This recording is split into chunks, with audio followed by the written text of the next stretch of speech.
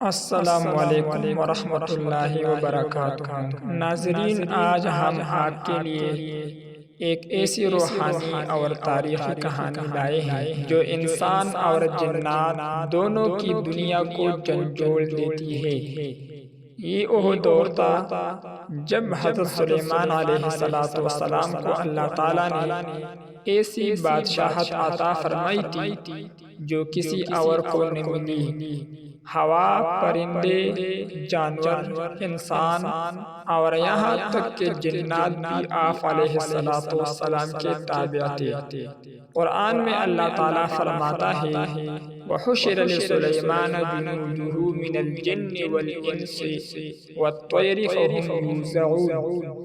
اور سلیمان علیہ السلام کے لیے جن، انسان اور پرندوں کے لشکر جمع کیے گئے اور وہ ترتیب سے رکھے جاتے تھے۔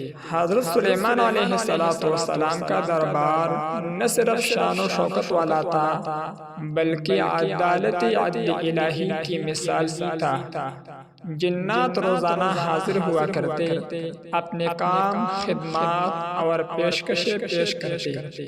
کوئی قلعہ بناتا، کوئی دریا میں خزانے تلاش کرتا، کوئی بادشاہت کے راز لاتا۔ مگر ان جنات میں ایک قبیلہ ایسا بھی تھا جو غرور اور ضد میں مبتلا تھا۔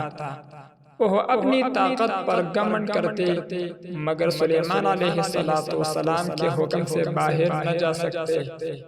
ان میں ایک جن تھا حارث بن مازن جو اپنے قبیلے کا سردار تھا۔ ایک دن سلیمان علیہ السلام نے فرمایا، اے جنات کے گروہ، تم میں سے کوئی بلقیس کا تخت میرے پاس لائے گا؟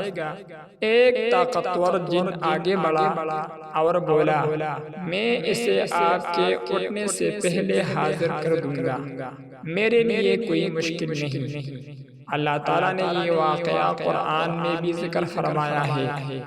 یہ وہی حارث جن تھا جو اپنی قوت پر نازا تھا، لیکن پھر ایک اللہ کے علم والا بندہ آصف بن برخیہ نے کہا، میں اسے پلک جھپکنے سے پہلے حاضر کر دوں گا، اور حقیقتاً تخت آپ کے سامنے موجود تھا۔ یہ منظر دیکھ کر حارث بن مازن کانپ اٹھا۔ اسے احساس ہوا کہ طاقت، علم اور ایمان کے بغیر کچھ نہیں۔ اس نے اپنے قبیلے کو جمع کیا اور کہا، آج میں نے انسان کی کمزوری نہیں، ایمان کی طاقت دیکھی ہے۔ ہم سلیمان کے رب پر ایمان لاتے ہیں۔ کہا جاتا ہے اس رات سلیمان علیہ السلام نے دربار میں خاص محفل رکھی۔ جناتی قبیلہ حاضر ہوا۔ سلیمان علیہ السلام نے فرمایا، تم زمین میں فساد نہ کرو اور اللہ کے حکم کے تابع رہو۔ جنات نے سجدہ کیا اور عہد کیا کہ وہ اب کبھی انسانوں کو گمراہ نہیں کریں گے۔ اللہ تعالیٰ نے ان کے ایمان کو قبول فرمایا اور ان جنات میں سے کچھ کو قرآن سننے والے جنات میں شامل کیا گیا، جن کا ذکر سورۃ الجن میں ملتا ہے۔ قُلْ أُوحِيَ إِلَيَّ أَنَّهُ اسْتَمَعَ نَفَرٌ مِّنَ الْجِنِّ فَقَالُوا إِنَّا سَمِعْنَا قُرْآنًا عَجَبًا۔ یہ واقعہ ہمیں ایک عظیم سبق دیتا ہے کہ چاہے انسان ہو یا جن، طاقت نہیں بلکہ ایمان اصل بادشاہت ہے۔ ناظرین کرام، یہ کہانی کوئی دیومالائی قصہ نہیں بلکہ قرآن کریم کے اشاروں پر مبنی ایک روحانی حقیقت ہے۔ اگر ہم بھی اپنی طاقت اور غرور کو چھوڑ کر اللہ پر بھروسہ کریں تو ہمارے اندر کے جنات یعنی تکبر، غصہ اور ضد سب مغلوب ہو جائیں گے۔ اللہ ہمیں حضرت سلیمان علیہ السلام کی عاجزی، علم اور ایمان عطا فرمائے۔ آمین۔